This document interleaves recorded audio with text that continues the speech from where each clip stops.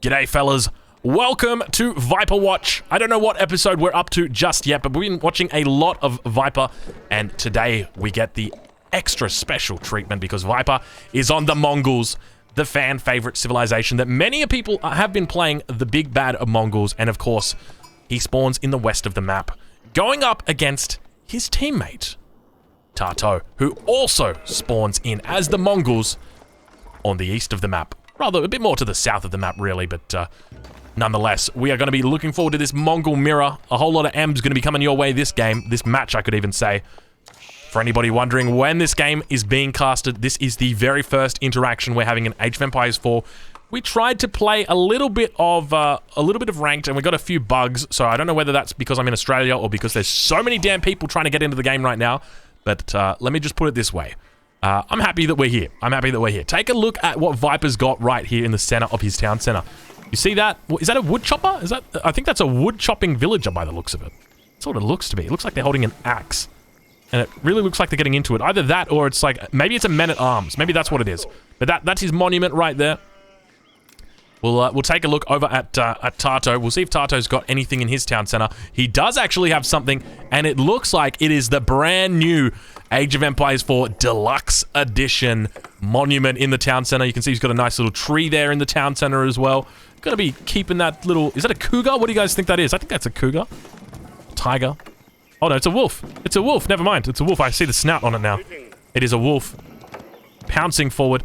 Viper running... No, that wasn't Viper running in. That was actually Tato running in with a couple of sheep underneath his town center. Viper doing his best, though, to come and scout him out. Now, let's talk a little bit about the differences between these two players and their openings. At the moment, it doesn't look like there's absolutely any. Both players opting to start with an Uvu. For anybody unfamiliar with the Uvu, apologies for giving you a bit of black screen right there. The Uvu is your passive stone generation source. This Uvu is the only way that you can gather stone as the Mongols, and you might be wondering, what the hell can I do with stone as the Mongols, Drongo? Well, there's a lot of things that you can be doing with it. The first thing that you can be doing is getting unique upgrades. So you see right here, this is a Gur that's going down. Now, this Gur is going to have access to upgrades, but it's not going to have access to the unique upgrades. The unique upgrades are a little bit cooler, a little bit more, a little bit better, I guess is probably the way to say it, than the other upgrades. And actually, Viper now going to be moving out over to his gold mine. Now, if he was actually a sneaky snake, he could get his villagers to stand in right here and push these deer over towards this Gur so they could gather it. It would be a little bit difficult, but you could definitely do it. We actually see a sheep carcass going to be laying on the ground there. Tato doing a great job of forcing Viper back, really punishing him, trying to get that second sheep now. We see it running away. Viper might be in a bit of a difficult spot. He's going to lose that sheep. Second sheep goes down, and Tato just really puts in a last arrow just to put the final arrow in the carcass. But now Viper going to be gathering that gold nice and heavy, nice and steadily. 6 villagers on gold. You might think that's a bit of overkill, but take a look at his macro right now. I'm curious to see what direction he goes now. I would suspect on a map like this, you would almost certainly go for the, I want to say the silver tree, the trade landmark. It is by far, in my opinion, the best landmark that you can go. But Viper actually going for deer stones. Deer stones is going to be providing him a nice big aura. So you can take a look here, this giant aura around here. So whenever your units come into this aura, they're going to be speeding up ever so slightly. You can see we've got the deer stones, or the yam. Cavalry and traders near an outpost get 15% speed for 20 seconds. So that's what he's going to be doing. But now Tato going to be coming in and forcing him off this landmark that just started. Viper is going to be in a difficult position here. He wanted to get this in. A couple of villagers going to go inside that town center, and you see just how fast the town center begins to fire as those villagers get inside. Viper now getting a single villager focused down by Tato, and we definitely didn't see that coming. We'll have to take a look over at Tato's base and see what he is up to. We see a stable is put down outside the Uvu. It's just hanging out for the moment. And not going to be able to really do anything. Viper moving back a villager. Now that Gur going to be coming back for Viper as well. A very smart move here for him, bringing that into safety so he doesn't lose it. Now those villagers got to be careful. First villager going to be going down here for Viper. He's got to be so careful. This is a mirror match. He really can't afford to be losing it. The Khan does go down, so a pretty big pickoff and a horseman as well. And the question is, was that worth it? And I'll be honest with you, if I was Tato, I'd be happy with that. You've delayed the landmark, you caught a villager, you lost your Khan will be back, that's fine. And behind this, you know that the deer stones is coming. So I'm going to be curious to see what angle he looks at. He's actually going to be dropping down the archery range, not even putting this on the Uvu. But speaking of Uvu, now a little bit of a harassment going to be happening down towards the back of Viper's base. 3 horsemen going to be beginning to siege down this Uvu, slowly but steadily taking it down. It's 1500 HP in total. It's going to take some time before this Uvu completely gets soaked down when it comes to when it comes down to its HP. But nonetheless, he's going to be absolutely fine. I suspect a couple when he takes the Khan over there, as well as an archer or two, he's going to be absolutely fine. With the assistance of the TC, there's no way that the horsemen are really going to be able to contest that. Let's take a look over at Tarto. Now, speaking of Tarto, we got another raid coming in. We'll get rid of that line of sight so you guys can spot another villager going to be going down, and Tarto looking very strong in this opening. Now, one thing to remember is that Viper has been practicing with a lot of different civilizations. This is, I think, his 5th day. He's played the Chinese, the Holy Roman Empire, the French, the Rus. He's really been getting in on the English as well. And now he's trying out the Mongols. So really putting his hand in every single pie, or his finger in every single pie that he can get control of. And now more cavalry going to be coming in as well for Tarto. Now, I don't know too much about Tarto. I don't know what his experience is when it comes to Age of Empires 4, what civilizations he's been playing, but it is quite evident that he's very proficient when it comes to the Mongols. He's been very good just picking off those early villagers. Probably could have taken out those archers as well if he wanted to. He's got to be careful, though. That hardened Khan is going to be able to kite him away. Oh, gosh, where did we just go then? All right. So now going to be going up with the deer stones as well, and a very curious decision from both players. So let's talk a little bit about what I would do in this position. Now, keep in mind, I'm not the best player in Age of Empires 4, but it's my job as a caster to provide you a little bit of insight as to what I think might have been a better decision for these players. Keep in mind, these guys are top-level players, but let's talk a little bit about that. So, for anybody wondering, this map, it is Altai. Altai, it is a very defensive map. You can see there's these large mountainous ranges that spawn on the outside of the map, huge, and they prevent your opponent from really traversing. I was going to say trespassing, traversing through there. Was that stone outcropping destroyed? Oh no, what was I looking at? I was looking up here. I'm like, where is the stone outcropping? No, this is the Uvu here. So what I would be thinking about is with the market, or so on this map, there are 2 trade posts that spawns in each corner. So you've got one over here on the left corner, one over here on the right. There's a nice big hole up here for you at the top, and a nice big hole at you down here for the bottom. So what do? That's a great question. What do? You take your starting landmark, and instead of building your deer stones, you're going to be building your I think it's called the silver tree. You build that silver tree right on top of this Uvu, and it's going to enable you to get double the traders. And so you can even open with early aggression like this, and then move into that. And then what you can do is, because you're getting double traders, it's also going to be reducing the cost of your existing traders. So you take a look here. These are 74 and 74. So 74 wood, 74 gold. Okay? But he's actually going to be able to make double traders from this because of his Uvu. Now, if he had gone for the other landmark, he would be able to get them at a cheaper cost. So they would be 75 wood and 37 gold.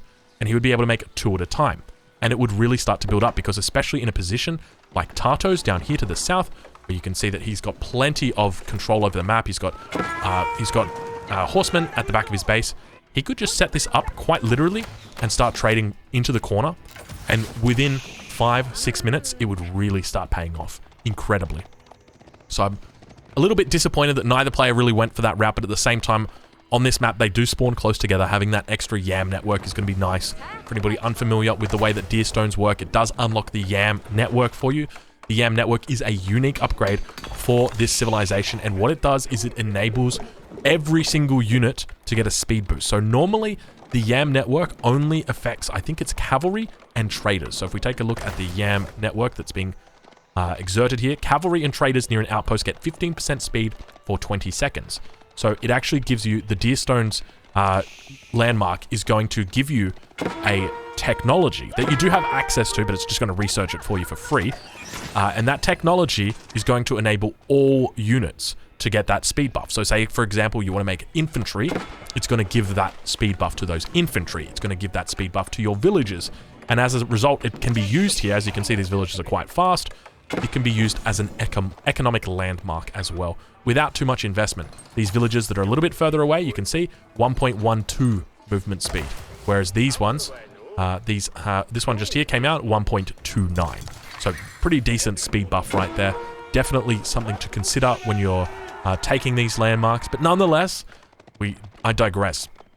Let's take a look at how each of these players are adapting to the map. We've got Tato, who's now adding in 2 archery ranges. Going to be going for Magadai here. And we'll take a look over at Viper, see what he is up to. Still just got the market on the Uvu. You're going to begin trading, and let's take a look at how much these are going to be bringing back in. 23 gold at the moment, so not the best. The further this market moves out, so let's say this market was in this corner, the much greater that gold is going to be. So potentially looking at, say, 100, 120 gold, that sort of thing. Obviously, they have to travel further, but they get rewarded more for it. Viper doing his best to run away here. Looks like Magadai's probably going to get picked off by that Khan, and you can see that Khan just being an absolute nuisance. Viper still doing his best. These units now going to continue moving down Magadai, going to be able to collect this up, but Viper really needs to make sure this massive Magadai begins to build in this Mongol mirror. And now some villagers, or rather archers, going to be moving out and looking to pick off these Magadai as well. Keep in mind the Magadai have got very similar stats to the archers, so we've got 85 HP, 8 attack. Compare that to 70 HP and 5 attack. Let's take a look at the back of Viper's base now. Viper going to be in a little bit of a difficult spot here. I just realized we've had this one disclosed the entire time. I'm going to hide that and pretend that you guys didn't see the timer. I can't believe I've done that. I can't believe you've done this. You guys know the meme. I can't believe I've done this. Nonetheless, if you're watching this on YouTube, you probably know the length of the video anyway. But let's continue on. And Viper now really starting to get that trade going. You can see he's got up to 8 traders now. Once he starts hitting these higher numbers, these critical numbers, things are really going to start to change. Viper actually doing a little bit of miss micro there, hitting the deer carcass instead. Going to be getting inside, jumping inside that outpost. And we'll take a look exactly how he manages to do here on the back line. And now going to get picked up by a couple of horsemen here. Viper getting really run around. You can see how important it is to have that early aggression. It really is going to mean that for the rest of the game, you've got the tempo advantage. Magadai going to be moving in now, looking to take down the Khan. 115 HP. A couple of traders going to be going down. That's 3 traders now going down for Viper. These horsemen continuing to look. Only 2 horsemen remain. Rather 3. The third one going to be going down. 2 remain now, 1 with very low HP, so I do suspect he's probably going to be unable to pick off this trader, but let's see how well he does it. He manages to pick up the gold. He's going to be able to pick off the first one. Does he get the necessary shots off? And the trader does actually go down, so Tato is going to be happy with his little bit of a trade right there, but plenty of these traders now coming out. We take a look at these bonuses that they're starting to getting and building up that Silk Network bonus. So the Silk Network, for anybody wondering, is the bonus that the Mongol traders actually get. So the Mongol traders are going to bring back, in addition to gold, they're going to bring back a percentage of food and wood, and then eventually stone as well. And this can be further upgraded, I think, through some of these unique upgrades. Let's take a look. Maybe it's at the Uvu. What do we have here? Nothing here. Nothing here. All right, maybe it's not. Maybe they don't have upgrades. Maybe it's at the market. No. Oh, here we go. Stone commerce.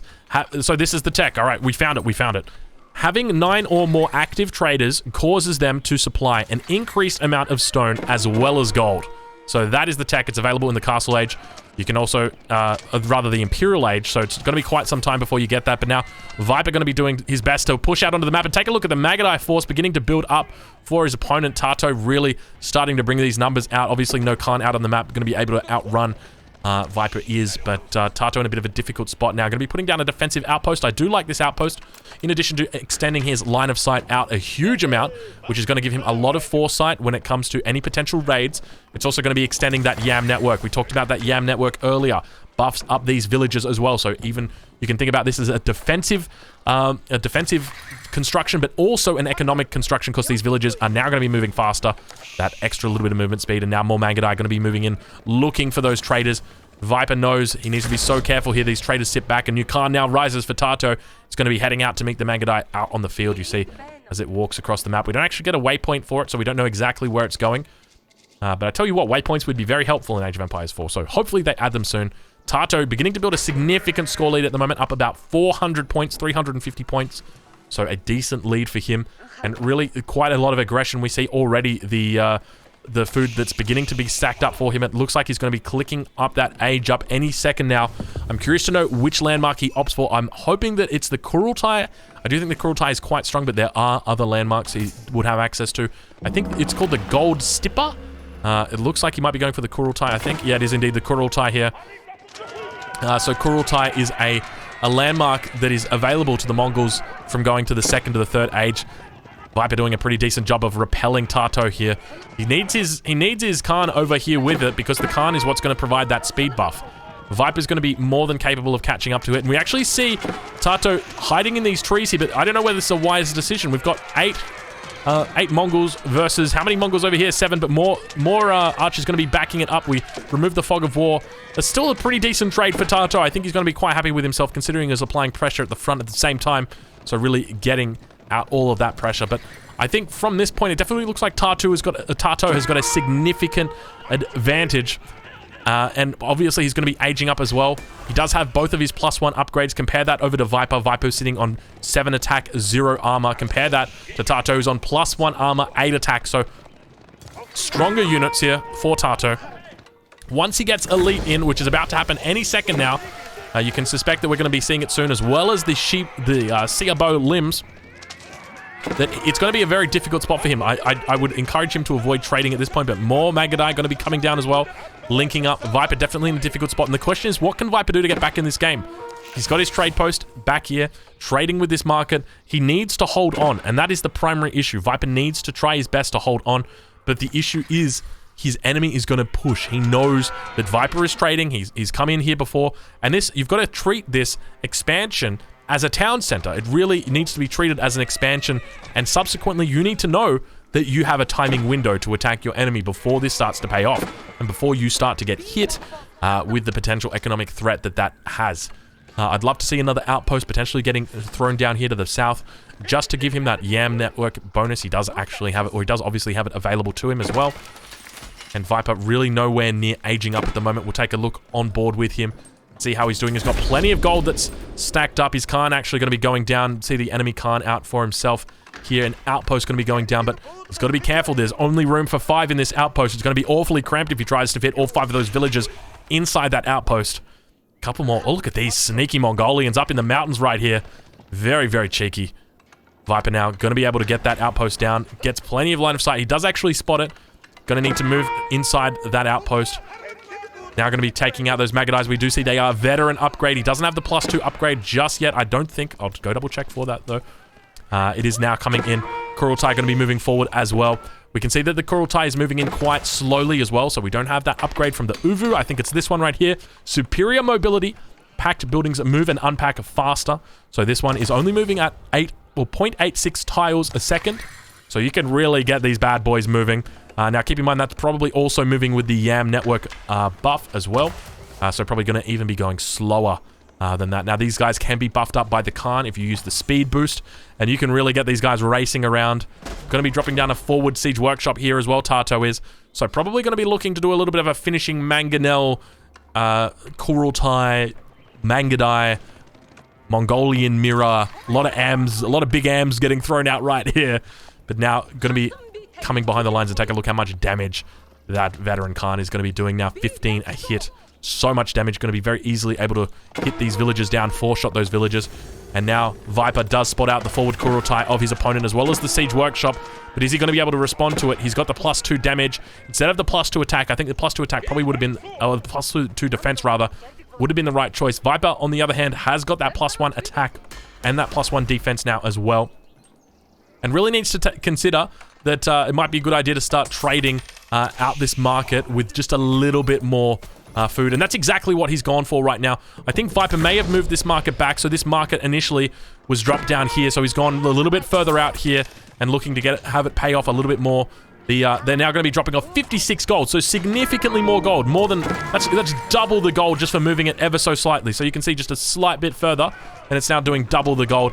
Magadai now going to be running through to this trade route, and keep in mind the Mongols do not have access to the walls that all the other civilizations have got access to, so the Magadai are going to be able to run through these trade lines in these mirrors, these Mongolian mirrors, taking down all these traders as they go. 1, 2, 3, 4, 5 traders get taken out. Barely a scratch on these Magadai as they look to now come down to around towards the west of the map. And now the trebuchets, the traction trebuchets of the Mongolian Empire begin to build up. This one does 300 damage, 100 trebuchet damage, and 200 versus buildings. The Khan does go down for Viper, and you can see despite being significantly outnumbered up here, Tato was able to hold on and really begin to demonstrate his strength. At the same time, pushing on the front line as well. That Kurultai is going to be coming down ever so shortly, I suspect. Which is going to be healing up this front line, as well as providing that damage boost. And now more Mongolian units going to be coming out. But now the horsemen are going to be able to deal with this, as well as some Magadite on the back line. But Viper in a very difficult spot. It looks like it's the first time we've ever really seen Viper on Viper Watch not be the top dog. Not be the snake in charge. Not be the Slytherin that you expect him to be, but be a bit more of the Hufflepuff. And I tell you what, you never like really being the Hufflepuff.